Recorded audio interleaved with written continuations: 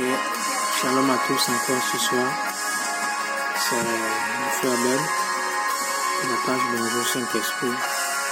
Donc j'aimerais vous parler de quelque chose encore ce jour. Sinon encourager quelqu'un à s'attacher davantage au Seigneur.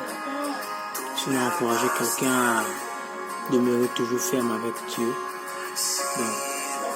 Donc j'aimerais nous parler de quelqu'un qui est la solution à tous nos problèmes, sinon à toutes nos difficultés. C'est quelqu'un de merveilleux, c'est une personne extraordinaire. Et cette personne m'a fait beaucoup de bien. Et c'est pourquoi je viens vous le partager en ce jour. C'est quelqu'un de merveilleux, comme je disais.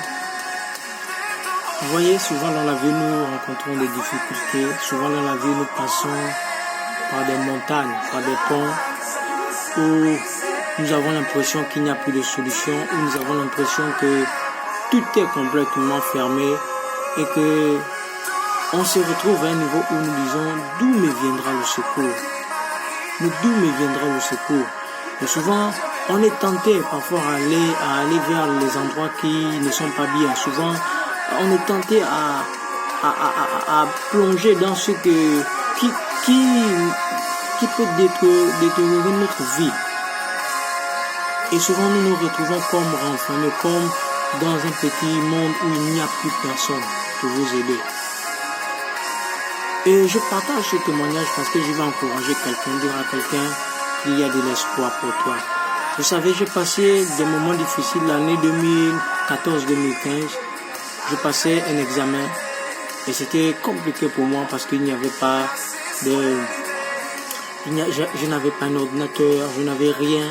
Et il fallait qu'à la fin je soutienne. Et c'était compliqué, vraiment compliqué. À tel point que je disais, Seigneur, il n'y a que toi qui peux me sortir de là. Il n'y a que toi qui peux venir répondre favorablement à mon besoin. Et voilà que les stages ont débuté. C'était des stages à peu près de 6 mois. Et durant ces stages de 6 mois, on était contraint à avoir un ordinateur parce qu'il fallait que l'on dessine des plans de maison et différentes autres choses. Et je n'avais rien, je vous assure.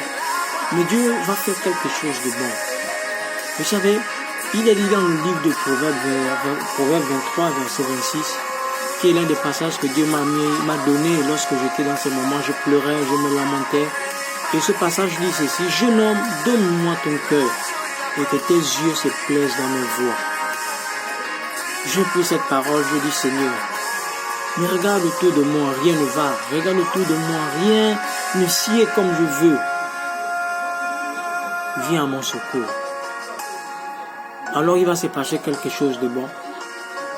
C'est que il y avait dans la cité où je restais un enfant qui avait un vieux ordinateur. Et là il viendra et me dira ceci: j'ai un ordinateur là, ça ne peut pas t'aider. Je vous assure, ça n'avait pas de charge.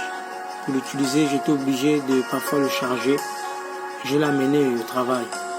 Et c'était vraiment vieux, tel point que les gens y riaient, les gens se moquaient.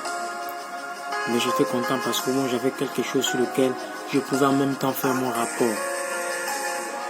Les choses se sont passées à merveille durant tout le temps de rapport, tout le temps de stage, tout le temps, c'était formidable. Alors que j'arrive au moment où il fallait soutenir, il fallait que je rédige, j'ai terminé de rédiger et tirer, l'ordinateur va faire quelque chose, je vous assure. Tout ce que j'avais fait comme rapport, c'était complètement effacé. Et je n'avais plus d'espoir, je pleurais. Le jour de la soutenance arriva, je ne pouvais pas y aller parce que je n'avais pas de moyens pour pouvoir tirer le document. Il fallait tirer à peu près 7 documents, 7 rapports. Je n'avais aucun sou, je n'avais rien. Et le rapport en question était complètement écrasé parce que l'ordinateur, je ne sais pas ce qui s'est passé, mais l'ordinateur s'est complètement gaspillé, ça valait complètement le fichier. Alors que les autres sont allés pour soutenir, les heures passaient. Je suis allé m'enfermer à l'église. Je suis arrivé, je me suis mis à pleurer, je pleurais. Et je disais, Seigneur, est-ce que tu m'as abandonné? Regarde comment je suis aujourd'hui. Regarde comment je souffre.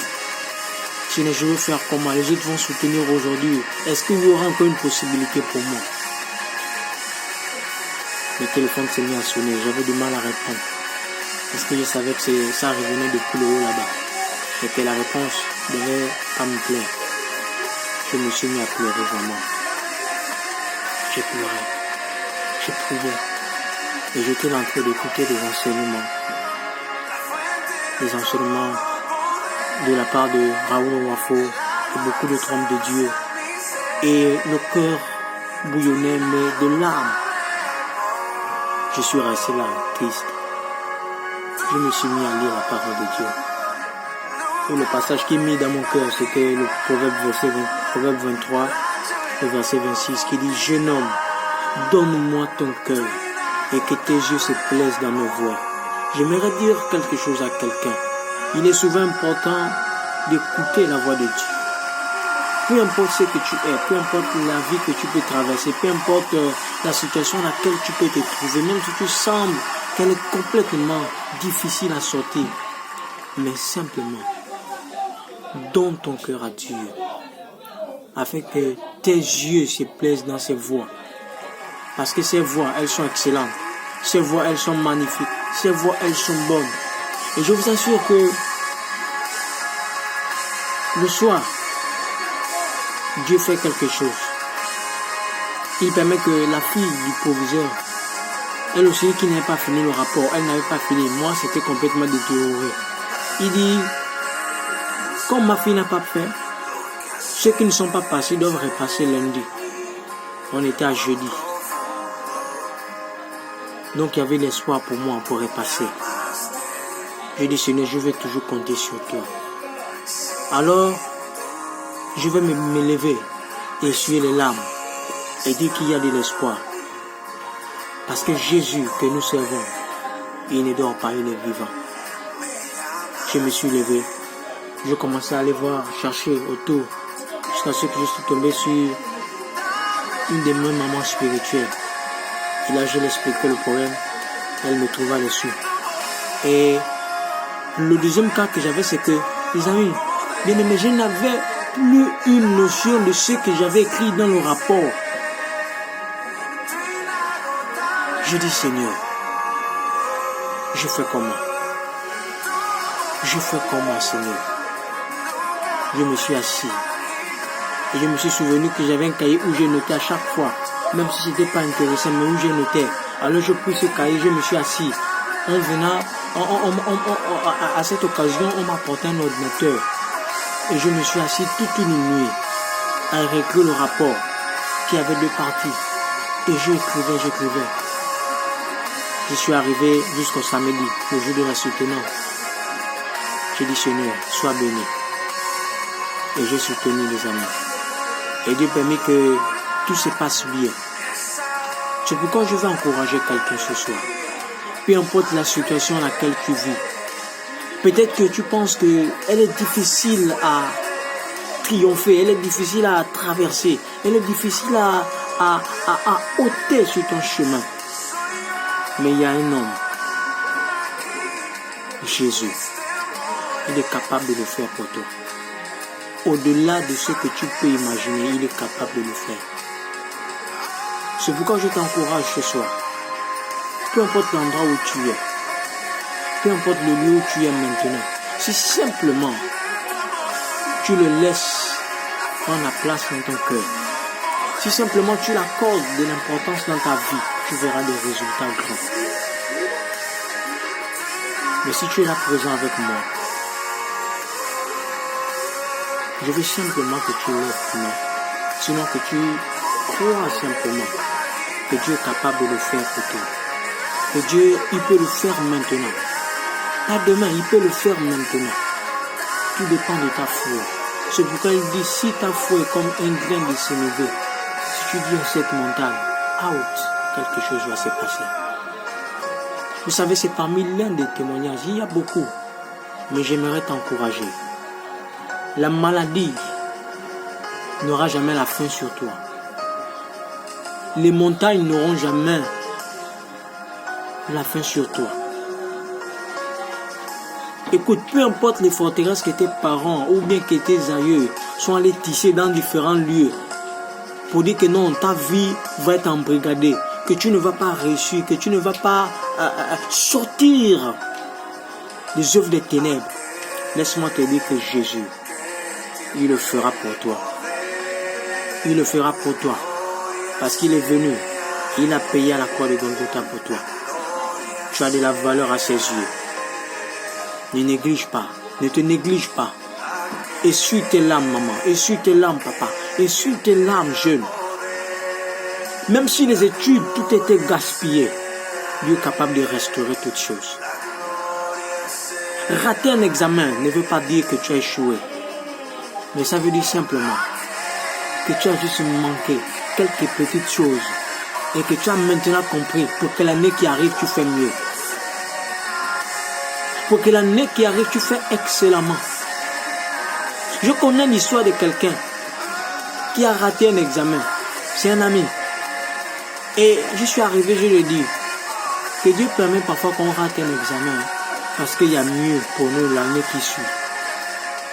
Et je vous assure que l'année qui suit, il est allé dans un nouvel établissement qui est ouvert. Et aujourd'hui, cette personne, il est en plein stage quelque part. Bien aimé, avec moi, je veux simplement que l'on prie. Que tu pries avec moi, que tu dis Seigneur, me voici devant toi. J'ai besoin de toi dans ma vie. Viens, Seigneur, et aide-moi à diriger mes pas vers toi. Donne-moi de donner mon cœur en sacrifice à toi, afin que tu me guides, afin que tu m'amènes dans de l'excellence. Seigneur, oui, aujourd'hui j'ai compris que j'ai besoin de toi. Seigneur, aujourd'hui j'ai compris que j'ai besoin d'être conduit par toi. Aujourd'hui j'ai compris que sans toi ma vie n'est rien. Aujourd'hui j'ai compris que tu es l'excellence de mon cœur. Tu es celui-là qui prend soin de mes projets plus que moi-même. Tu es celui-là qui connaît les chemins à emprunter que moi j'ignore. Seigneur, je m'abandonne entre tes mains. Seigneur, que maintenant, alors que je suis en prière, que tu viennes et que tu me touches. Que mon étoile qui était dans le ciel, qui était certainement embrouillée, qu'il retrouve le chemin, qu'il retrouve la voie, qu'elle me montre, qu'elle me conduise là où tu veux que je sois. Seigneur, je m'attends à toi. Seigneur, je m'abandonne totalement entre tes mains, parce que je sais que tu vas le faire. Seigneur, sois béni.